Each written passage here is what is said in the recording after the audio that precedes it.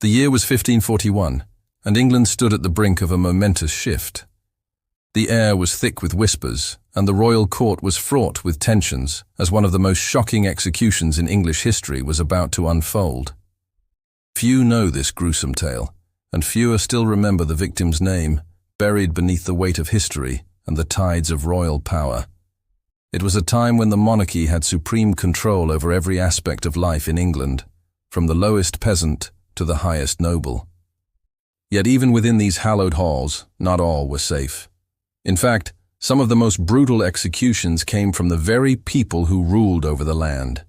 And this particular case is one that England desperately wished to forget. The victim in question wasn't just any commoner.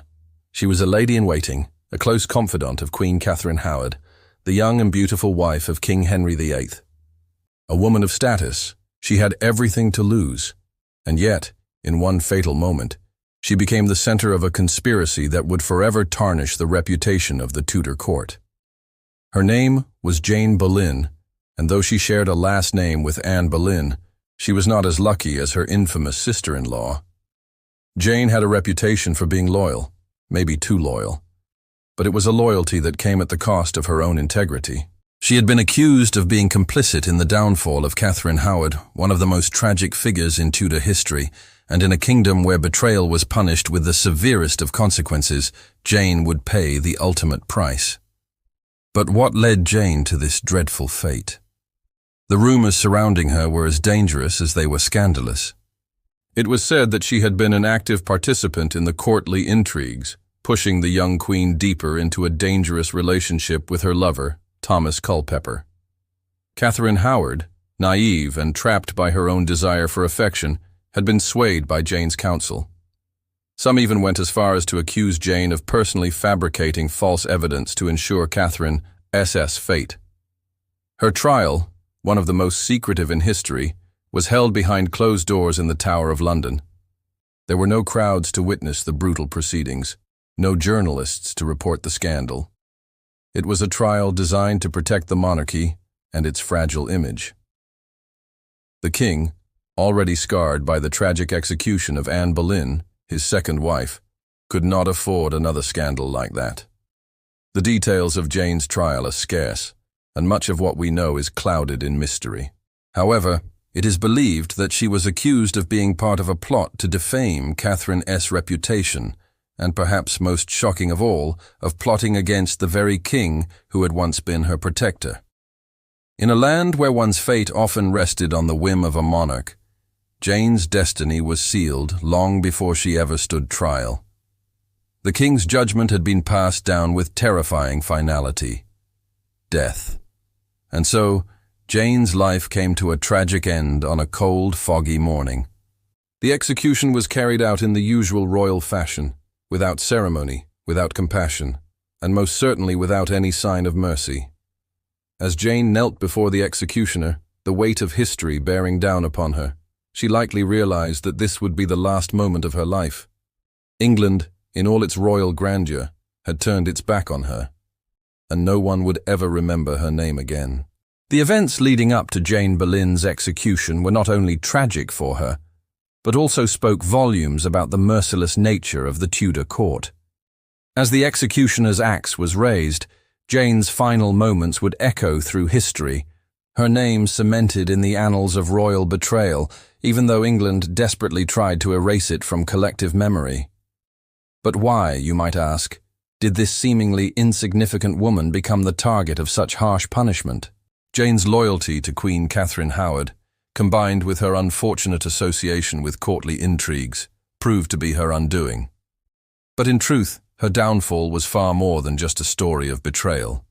It was a tale of survival, ambition, and ultimately, a cautionary tale of the price one pays for being entangled in the deadly games of the royal family. Jane Boleyn had a complex relationship with power and loyalty. Raised within the confines of the royal court, she understood better than most how fragile one's status could be. She had witnessed the rise and fall of her sister-in-law, Anne Boleyn, and it seemed to Jane that she had learned nothing from her experience. But Jane's ambitions were different. She sought favor, and perhaps, she thought, a way to secure her own place in the royal circle. However, the Tudor monarchy was unforgiving.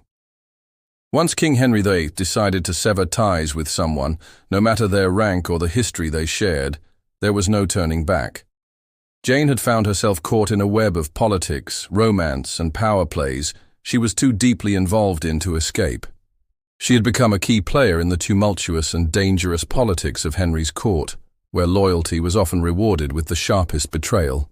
It was Catherine Howard's tragic downfall that would ultimately seal Jane's fate. Catherine, a young queen with a history of indiscretions, had once captivated Henry's heart. But her affair with Thomas Culpeper and the subsequent revelations that Jane had been complicit in covering up Catherine's secrets doomed them both. Jane was not the only one caught in this vicious game, but she was the one who paid the heaviest price. After Jane's arrest, the charges against her were kept remarkably vague. While she had no direct involvement in Catherine's illicit relationships, her association with the Queen and her supposed role in furthering the rumors surrounding Catherine's infidelity was enough to put her on trial. In Henry's eyes, Jane had become expendable. She had outlived her usefulness. The morning of Jane's execution was met with eerie silence across London. The people who had once served alongside her in the royal court had long since distanced themselves, unwilling to risk being tainted by her fall from grace. She was no longer the lady-in-waiting, the trusted confidant.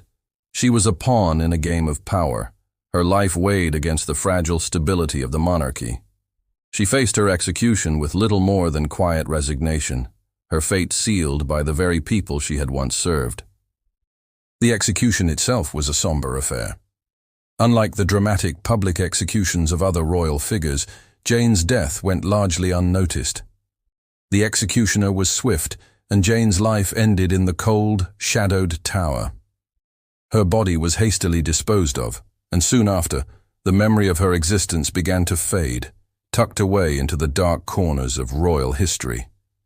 Yet despite England's attempts to bury Jane's story, her legacy lives on, albeit in whispers and half-remembered accounts. The punishment she endured remains one of the most harrowing reminders of how ruthless the Tudor monarchy could be. Her name might not have endured in the same way as her famous relatives, but her tragic end speaks volumes about the dangers of power and the lethal consequences of being caught in the web of royal intrigue. In the end, Jane Boleyn's execution became a symbol, a grim reminder of what happens when loyalty is tested to its breaking point. And though England may have hoped to forget her name, it remains a testament to the price one pays for trying to survive in a world where the line between loyalty and betrayal is often blurred. A world where no one, no matter their station, was ever truly safe from the whims of a ruthless king.